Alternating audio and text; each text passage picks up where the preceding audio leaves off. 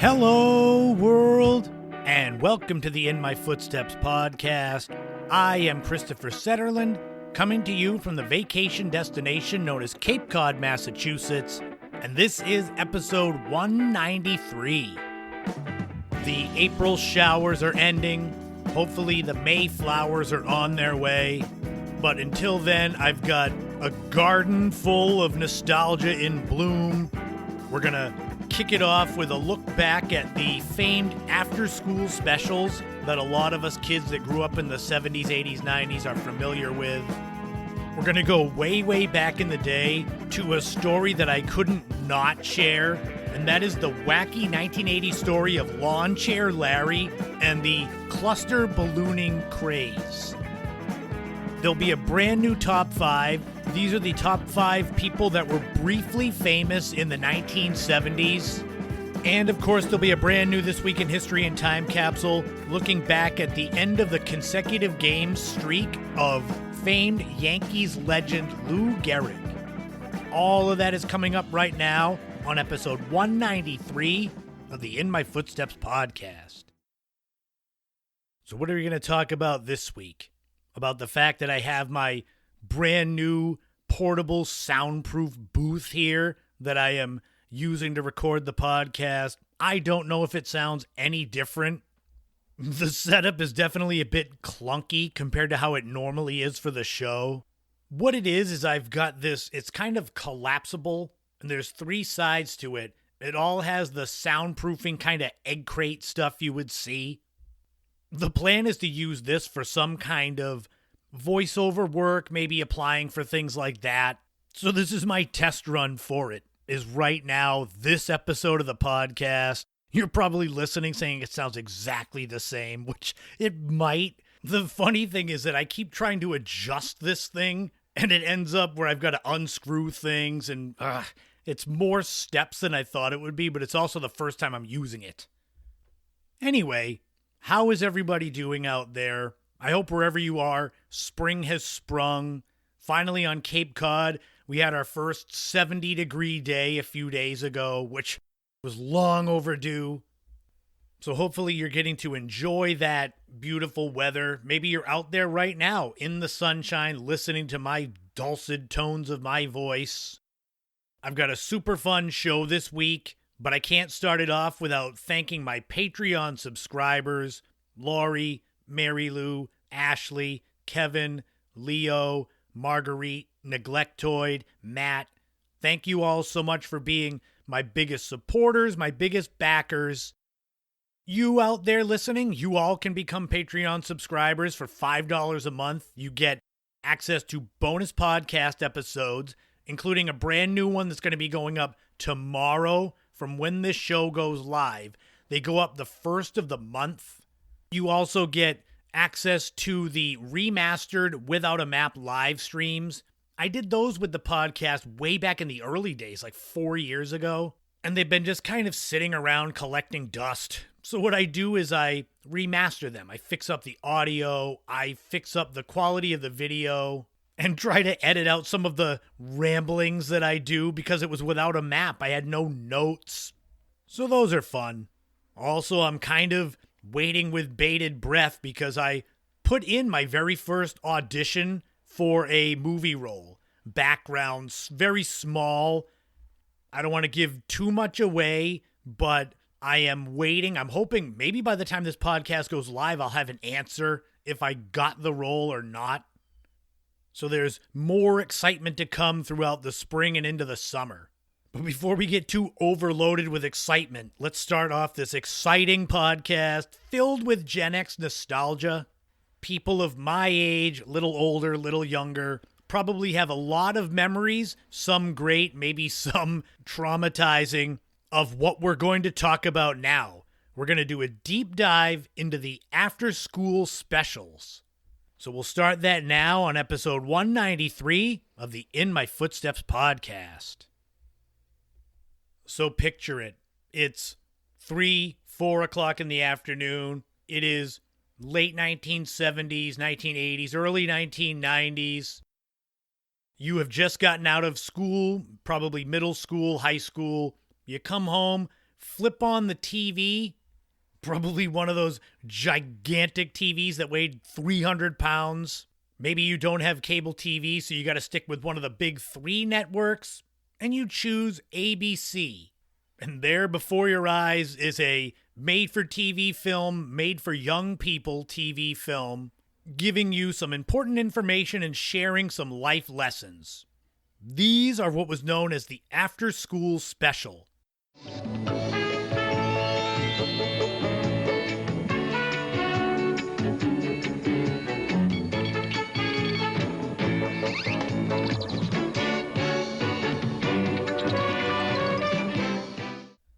And what we're going to do right here on this segment is we're going to kind of go into an overview of what the after-school specials were. And in the future, I'll do a segment on what were the best after-school specials, what were the worst or most traumatizing.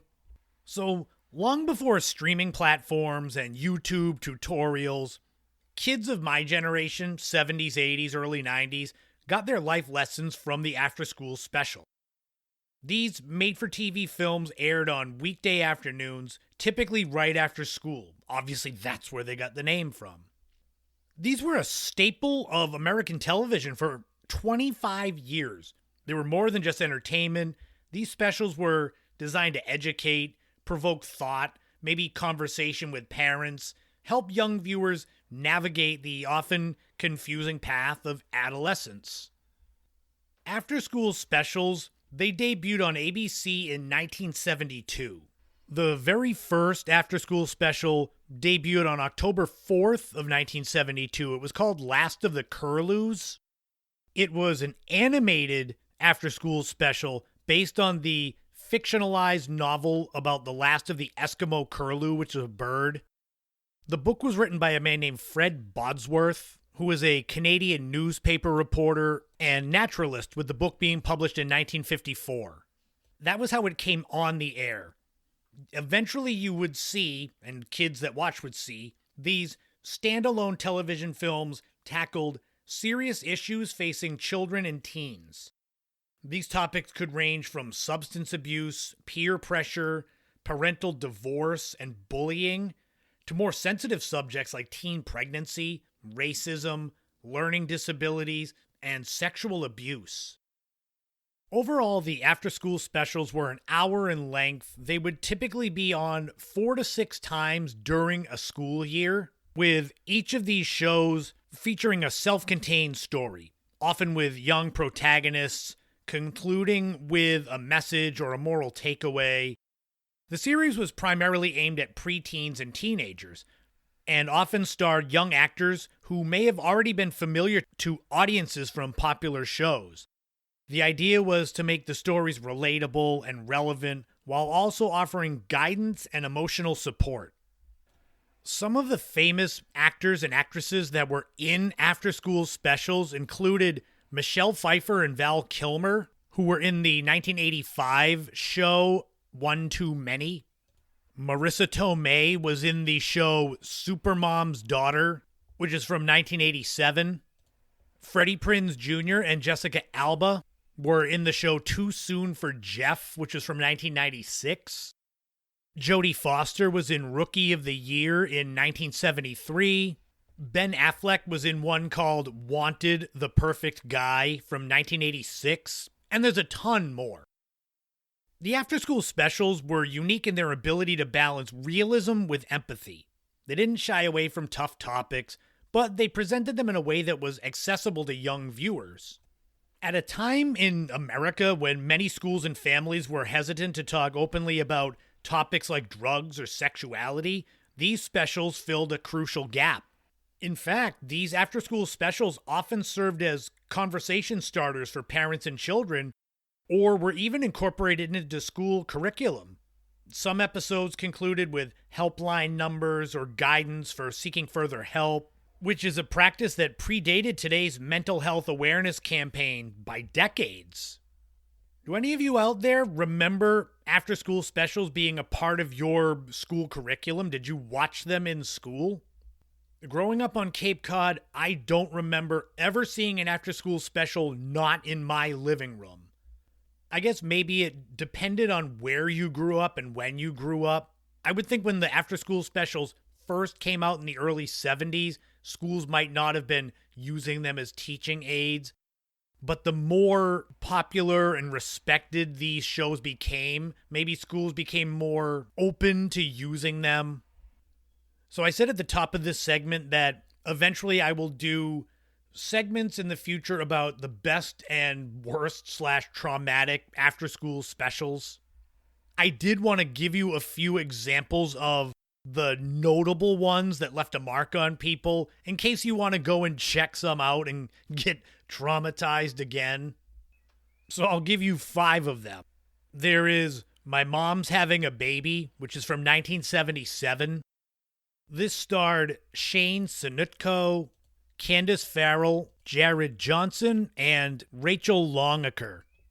This was a groundbreaking episode. It was one of the first televised programs in the United States to explain human reproduction to children using animation and documentary-style storytelling. This was an episode that received both praise and controversy for its frankness. There was a film called The Wave from 1981. This starred Bruce Davison, and it's based on the third wave experiment put on by teacher Ron Jones to explain to his students how the German populace could accept the actions of the Nazi regime. This one has since become required viewing in some schools. Another famed after-school special was I Don't Know If I Like Myself, which is from 1984. This story tackled self-esteem and body image issues, themes that continue to resonate with teens today. Another famous after-school special is one called A Matter of Time from 1981. This stars Carlene Crockett as a teenager who has to find inner strength when she learns that her mother, played by Rosemary Forsyth, is dying of cancer. This was one of the first shows to deal with terminal illness, having to be dealt with by a young person. It introduced kids to the concept of mortality in a compassionate way. And the last example of after-school specials I'll give for this segment is one called The Day My Kid Went Punk from 1987. This one stars Jay Underwood, Christine Belford, and Bernie Koppel. It's a bit more lighthearted but still impactful as it addresses parental judgment and teen identity through the lens of a straight-A student who decides to adopt a punk rock look. In its 25-year history, the After School Specials series was nominated for 158 different awards, including winning one Primetime Emmy. The last ever After School Special aired on January 23rd, 1997, at least the last new one, and this was titled Miracle at Trapper Creek. In total, in the 25 years of after-school specials, there were 154 different episodes. Of course, there were imitators. CBS came up with their own version of after-school specials, known as School Break Special.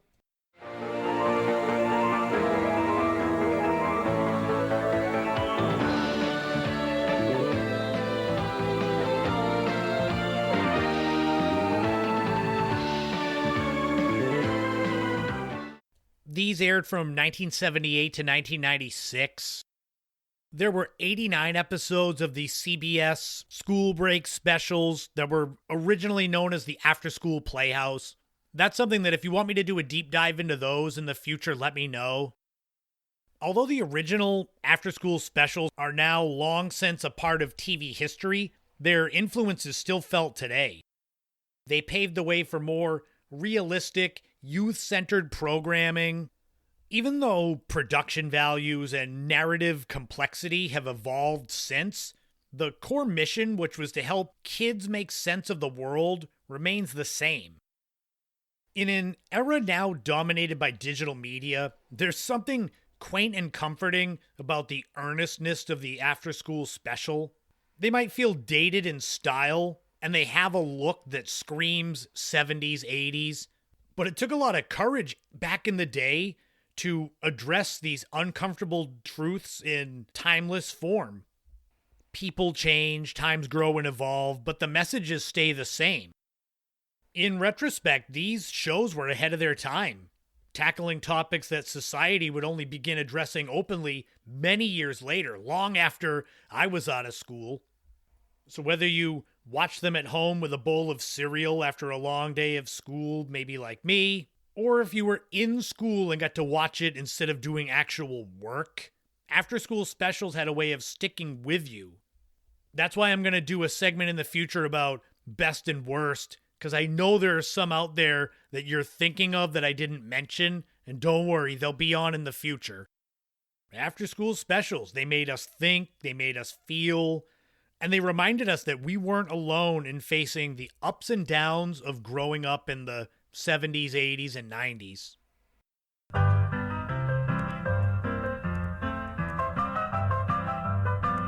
This week in history, we are going back 86 years to May 2nd, 1939, and the end of the consecutive games played streak by New York Yankees baseball legend Lou Gehrig. On May 2nd, 1939, a quiet moment at Briggs Stadium in Detroit marked the end of one of baseball's most iconic achievements and the beginning of a heartbreaking chapter in sports history. Lou Gehrig, the legendary first baseman for the New York Yankees, removed himself from the lineup, thus ending his streak of 2,130 consecutive games played.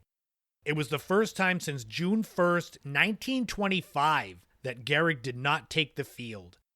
Nicknamed the Iron Horse for his incredible durability and work ethic, Lou Gehrig was a cornerstone of one of the greatest dynasties in sports history. Gehrig's accomplishments are staggering. A career batting average of .340, 493 home runs, 1,995 RBI. He was a two-time American League MVP, a seven-time All-Star, and a six-time World Series champion. But beyond those numbers, Gehrig was known for his humility, consistency, and quiet leadership. He proved to be a perfect complement to his flamboyant teammate Babe Ruth. Gehrig's consecutive game streak began on June 1st, 1925, when he pinch hit for shortstop Pee Wee Waniger. The next day, he replaced starting first baseman Wally Pipp and never gave back the job. For over 13 seasons, through injuries, slumps, even broken bones, Gehrig played every single game. The streak became a symbol of Gehrig's iron will and blue-collar ethic that resonated with Depression-era America. But in 1938, something changed. Observers began to notice that Gehrig, once a powerhouse at the plate, was slowing down. His coordination seemed off, he stumbled over routine plays, struggled to hit fastballs he once crushed with ease. By the start of the 1939 season, it was clear to Gehrig and to those closest to him that something was seriously wrong. On May 2nd, 1939, Gehrig approached Yankees manager Joe McCarthy and quietly told him he was benching himself for the good of the team. It was a stunning moment. There was no ceremony, no spotlight, just the absence of a name on the lineup card. Sadly, Gehrig's decline didn't stop. In June 1939, he traveled to the Mayo Clinic in Minnesota, where doctors delivered the diagnosis: amyotrophic lateral sclerosis, also known as ALS. The progressive neurodegenerative disease affects nerve cells in the brain and spinal cord, gradually robbing the body of its ability to control muscles. At the time, little was known about the disease and there was no treatment. Doctors told Gehrig he had little time left.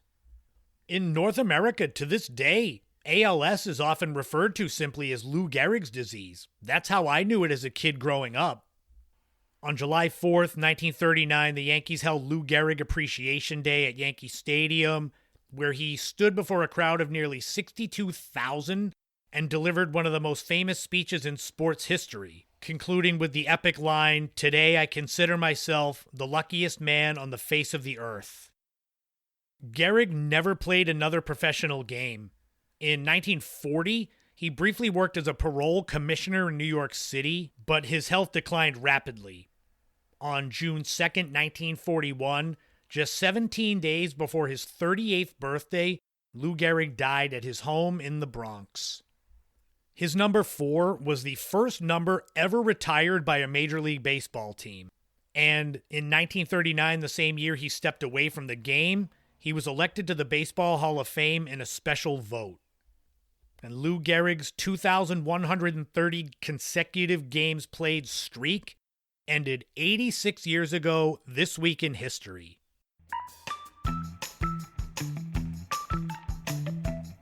I will do my best to make the time capsule less sad and depressing. We're going to go back 66 years ago to May 2nd, 1959. What was going on in the world of pop culture back then? Well, let's find out. The number 1 song was Come Softly to Me by the Fleetwoods. Interestingly, this song was originally called just Come Softly, and they thought that the title was too risque for 1959, so they called it Come Softly to Me. The song was off of the Fleetwoods album Mr. Blue. In fact, that song, Mr. Blue, also went to number 1, just like Come Softly to Me. The group of 3 was active from 1958 to 1983, but never had bigger hits than they did in 1959. The number 1 movie was Imitation of Life, and you could get into the theater with a ticket costing 51 cents. This is a melodrama starring Lana Turner as a white single mother who has dreams of being on Broadway, and she has a chance encounter with a black widow, not a spider, an actual person, a black woman who's a widow, that becomes caretaker of her daughter while she pursues her stage career. It's 82% fresh on Rotten Tomatoes and was a modest hit, making about $6.5 million on a budget of just over $1 million. The number 1 TV show was Gunsmoke, because it's the late 50s and of course it's Gunsmoke. This is the famed Western. It aired on television for 20 total seasons and 635 episodes, but it was also a radio program with 9 seasons and 480 episodes, although some of those crossed over with TV and radio. And if you were around back then, May 2nd, 1959, maybe you went to see a game at Fenway Park, you're looking for something sweet to eat after, well, you're in luck, at least if you're in the Boston area, because it's a grand opening of a new Mr. Donut. Oh boy. From 6 a.m. to 1 p.m. in Mattapan Square. Free 15-cup package of coffee with every dozen donuts you buy. 44 different types of hand-cut donuts with a guarantee that they're the best that money can buy, and why would Mr. Donut lie to you? There's also free balloons and pop for the youngsters. You can tell what year this is from. Can I have some pop, please? If you want to go to Mr. Donut, there's one in Godfrey, Illinois, but there's also more than 1,000 locations over in Asia. So get on a plane and get some hand-cut donuts. But that wraps up another time capsule, another This Week in History. Now we'll look at some famous people of the 1970s whose fame was here and gone quicker than you could eat a frosted cruller donut from Mr. Donut.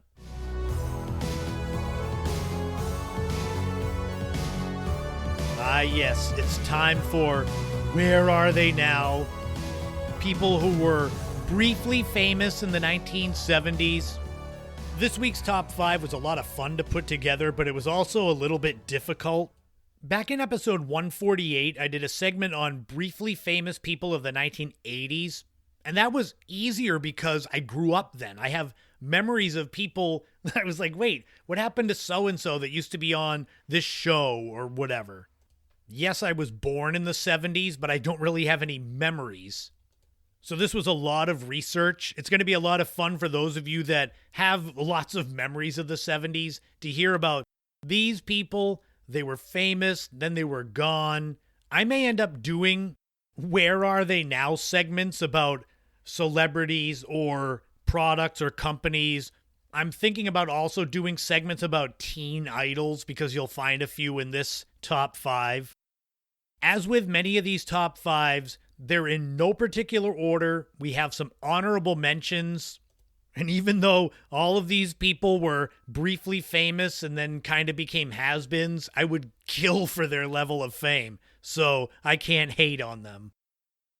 So let's kick off this top five with some honorable mentions for briefly famous 1970s people. They include Carl Douglas, who had the song Kung Fu Fighting from 1974. Another honorable mention is actor Robbie Rist, who played Cousin Oliver on The Brady Bunch and kind of became a scapegoat for the decline of the show. Another honorable mention is Terry Jacks, the singer who had the hit song Seasons in the Sun in 1974. Another honorable mention is Nadia Comaneci, the 1976 Olympic gold medalist who was briefly the name in gymnastics. And a final honorable mention I threw in there, it's kind of an odd one. It was Vicki Lawrence, the actress who was from the Carol Burnett show. She did have a modest hit show with Mama's Family that I remember as a kid, but she never reached the heights that she was on Carol Burnett's show. Do you remember all of those celebrities from the 70s? Well, let's get into the actual top five, starting with number 1, Mark Fidrich. Nicknamed the Bird, he was Major League Baseball's oddball rookie sensation in 1976. Fidrich was a big story in baseball, in sports in general. A baseball pitcher who talked to the ball, smoothed the mound with his hands, and captured America's heart. He ended up Rookie of the Year in 1976. He won 19 games and had a 2.34 ERA for the Detroit Tigers. Then injuries happened. After going 19-9 in 1976, he played 4 more seasons in the majors, going 10-10 with a 4.28 ERA. He was out of Major League Baseball in 1980 at the age of 25. Number 2 is Leif Garrett. This is where my idea for doing teen idols came in, because he was definitely a teen idol in the late 70s. TV, music, magazine covers. He was everywhere, and then he wasn't there. His first album, Leif Garrett, was released in 1977, and it had a lot of covers of 1950s songs that charted modestly. His second album, Feel the Need, was a bigger hit, with the single I Was Made for Dancin' reaching the Billboard Top 10 in 1978. The end of his fame came on November 3rd, 1979, when an intoxicated Garrett, just 5 days before his 18th birthday, crashed a Porsche that was being leased to his mother. He was going to buy cocaine, he was drunk, he was high on Quaaludes, and it left his friend Roland Winkler a paraplegic. Since then, he's had more brushes with the law, and that's more of what he's been known for since the 80s, 90s, 2000s. Number 3 is Andrea True. She went from adult films to the disco charts in 1976.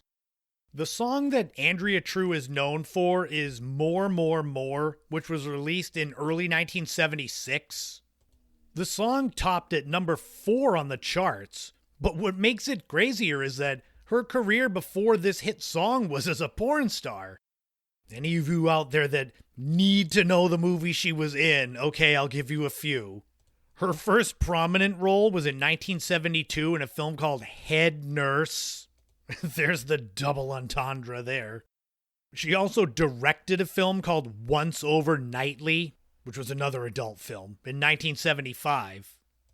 It's crazy, by the time of her singing career, she said she was burned out of doing porn, so she got into disco music. That's like such a 70s career change.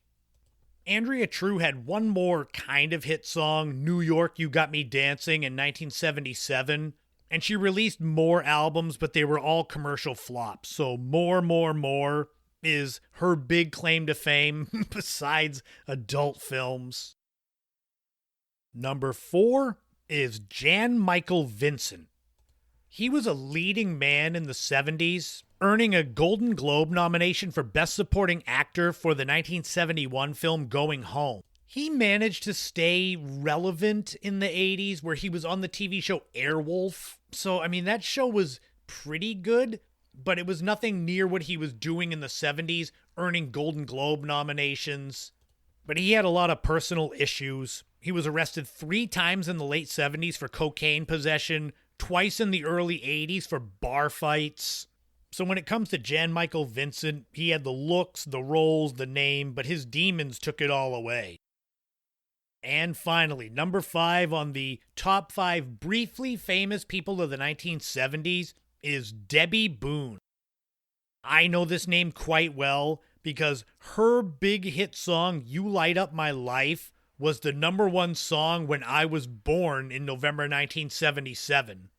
You Light Up My Life was one of the biggest songs of the 70s, but she was under so much pressure to replicate that success that it just crushed her career. Debbie Boone is the daughter of 50s singer, actor Pat Boone. Her song, You Light Up My Life, spent 10 weeks at number 1 and led to her winning the Grammy for Best New Artist the following year. After You Light Up My Life, Debbie Boone tried but couldn't replicate the pop aspect of music, so she went into country and Christian music in the 1980s, having some success. But when your biggest hit is still considered one of the biggest hit songs ever on the Billboard charts, it's kind of hard to top that.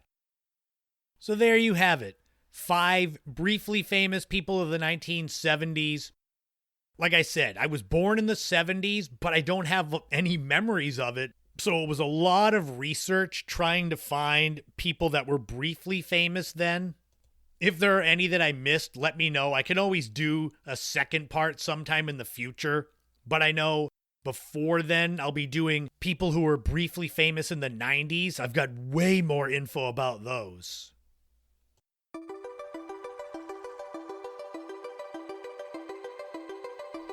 The movie Up came out in 2009. It's a beloved animated film starring Ed Asner as an old man who has lost his wife, and he fulfills their dream of going to South America by attaching thousands of balloons to his house and then floating his way to South America. Pure fantasy, right?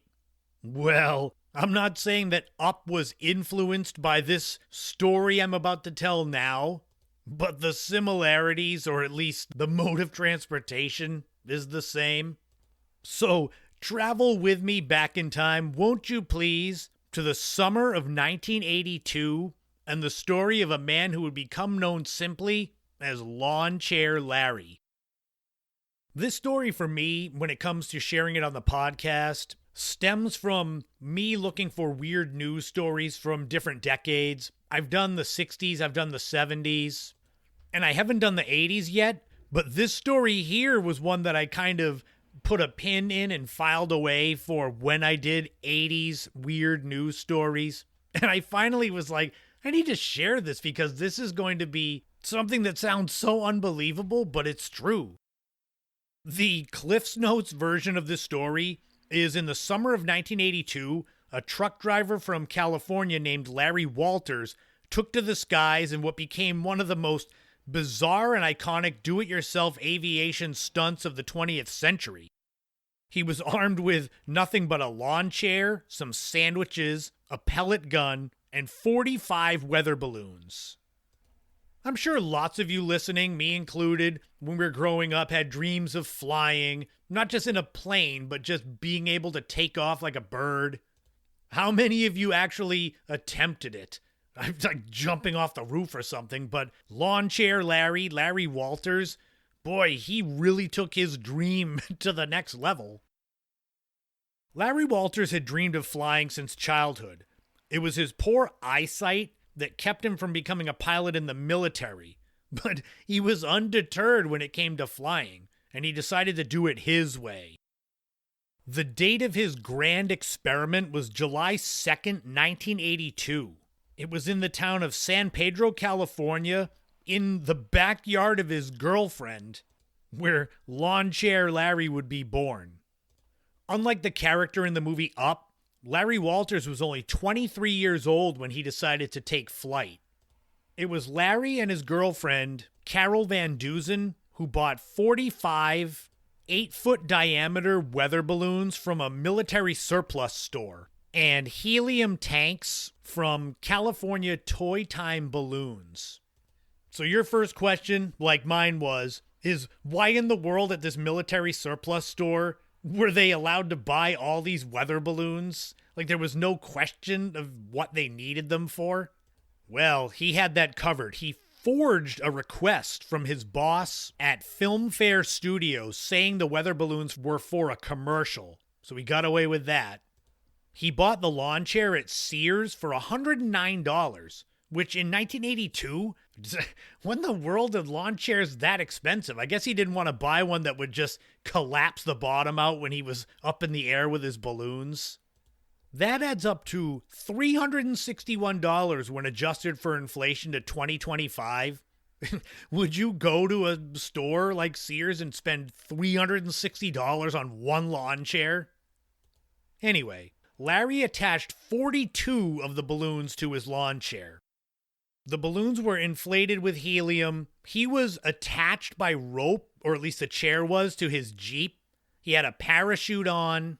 He was bringing a pellet gun, a CB radio, 2 liters of Coca-Cola, some sandwiches, some beer, which that's a smart idea, and a camera to capture his moments or his end. Larry was not going to be just a rebel. He actually had intentions to tell authorities what he was doing. I don't know if it was to talk him out of it.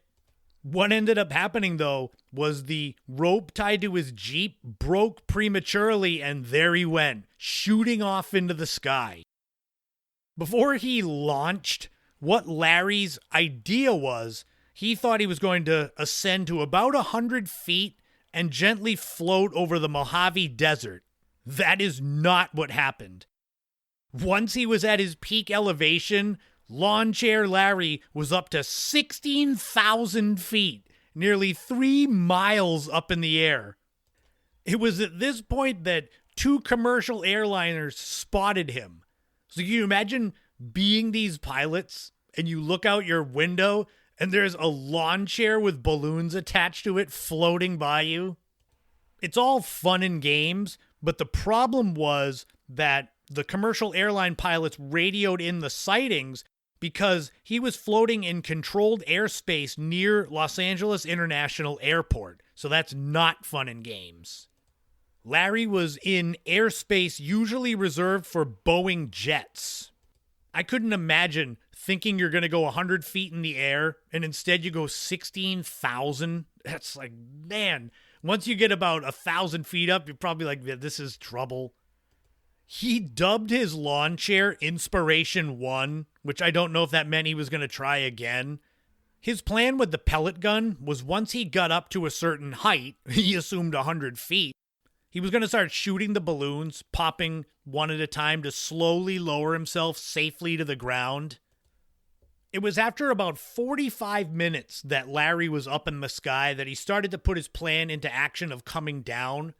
He had to shoot these balloons, but he had to make sure he did it in such a way that he didn't unbalance the load and end up tipping himself out. Now, granted, he had his parachute, but still, if you're 16,000 feet up and you get jostled and kind of fall out of your lawn chair, I don't know. I would think in the moment you may have a panic attack and not remember to pull the chute.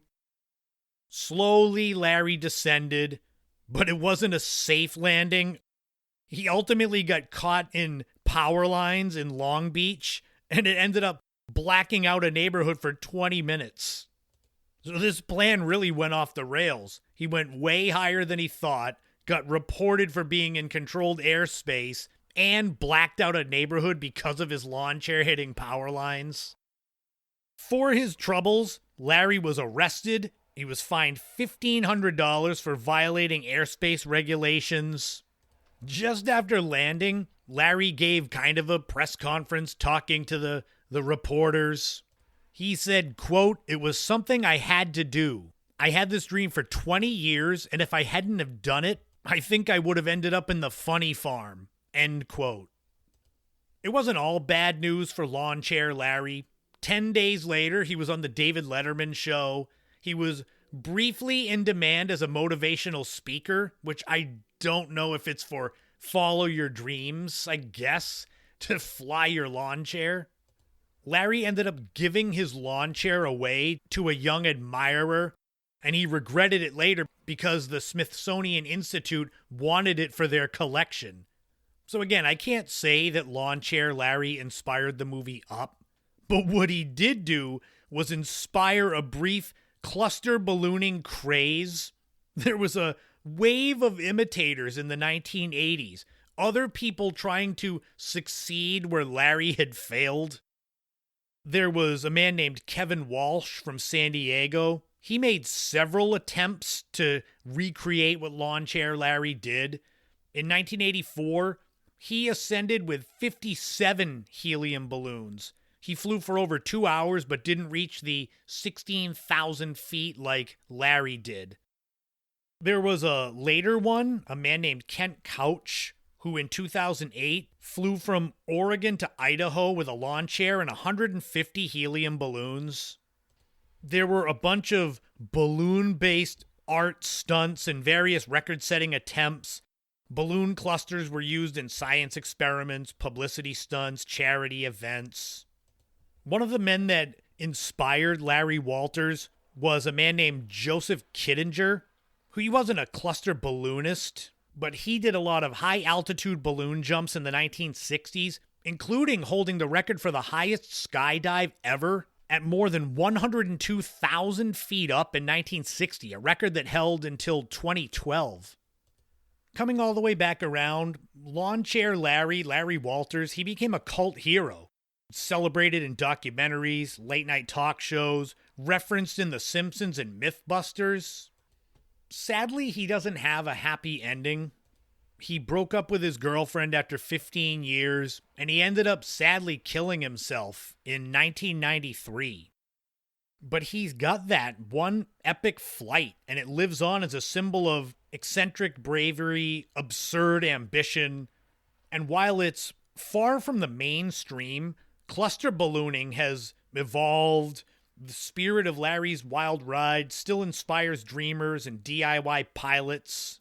Because after all, sometimes the sky is not the limit. It's just the beginning, even if you're strapped to a lawn chair. But before I strap myself to a lawn chair and weather balloons, I'll wrap up saying thank you for tuning in to episode 193 of the In My Footsteps podcast. We're getting closer and closer to episode 200. Be on the lookout on Patreon, whether free or paying members, for the polls as far as voting in what I'm going to talk about on episode 200. It's listener's choice again, but it's strictly for Patreon. Even if you're not a subscriber on Patreon, I have a good free tier of stuff. That's where you can read my Vegas journals as I tell the tale of my time of living in Las Vegas 25 years ago. Obviously, though, if you want to become a paying member, that is a great way to support me, to support any content creator who's on Patreon. You can also buy me a coffee. I know you can go as low as $1 with donations on there, which won't buy you a coffee, but that's fine. However, I say it all the time that the best way to support me, support content creators, it's sharing our work, telling others about what you see, what you like, what you listen to.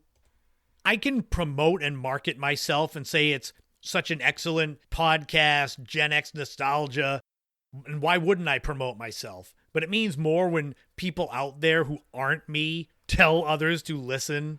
And if you don't like listening, I've got loads of videos on my YouTube channel. Go subscribe.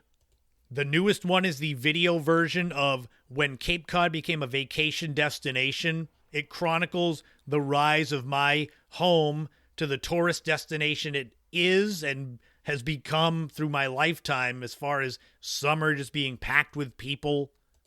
As I said at the top of the show, I will keep you informed as far as my first ever audition went, seeing if I got the part in this film. Also, I'll let you know when my first acting gig, when the movie is out, the one that I shot last month that Frank Durant produced. I've heard June, so that's what I'm hoping for. It's definitely going to be a fun and exciting rest of the spring into summer. Lots of possible opportunities. That was a big thing with my 2025 was keeping a lot of things open, keeping my schedule clear to see what might drift into my orbit that I'm not even thinking of. A lot of success and opportunities comes from just being open, being receptive to things that come around you. I'm not saying say yes to everything that anyone offers you, but you never know. Also, by the time some of you listen to this, I might have already run my next comeback race. It's a 5K. It is May the 3rd. It's a Saturday. As of right now, the weather doesn't look great, but I'm hoping that changes. I'll let you know on next week's show how it went. I'll have a review of my race. Unless I'm in the hospital from tearing something, but even then I could probably put together some kind of podcast and tell the nurse to bring my laptop and my microphone in.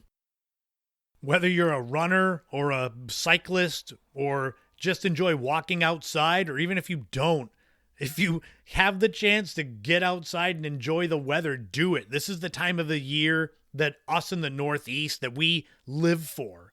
Once it gets warm enough that you can be outside and just enjoy. And it's kind of the time before all the bugs are out. They're starting to come out, but it's not as bad as it gets in July and August. I ended up recently doing a little bit of an adventure to the remains of the West Barnstable Brick Factory. Longtime Cape Codders might know what I'm talking about. West Barnstable bricks are pretty valuable if you have mint condition ones. We're talking $30 to $50 a brick. I went a little late in the season though. When things start to bloom, getting out to the remains of the factory is rough. You've got to bushwhack. But I wanted to go so bad because the weather was nice and I got out there, got pictures, videos. I got home. And because I actually have hair now, instead of having a shaved head like I did for basically 14 years, I didn't notice that a tick had crawled up into my hair. God, thankfully I wasn't on the school bus to have that get noticed. I had to flick it out of my hair and dive in the shower and turn it up to 1,000 degrees and just scald myself in case. I guess that's not a great endorsement to tell you to get outside and enjoy the weather, but it's a funny story to end off the show. So I can say remember to check for ticks, and also remember, in this life, don't walk in anyone else's footsteps, create your own path, and enjoy every moment you can on this journey we call life, because you never know what tomorrow brings. Thank you all again for tuning in. This has been the In My Footsteps podcast. I am Christopher Setterlund. You already knew that, and I'll talk to you all again soon.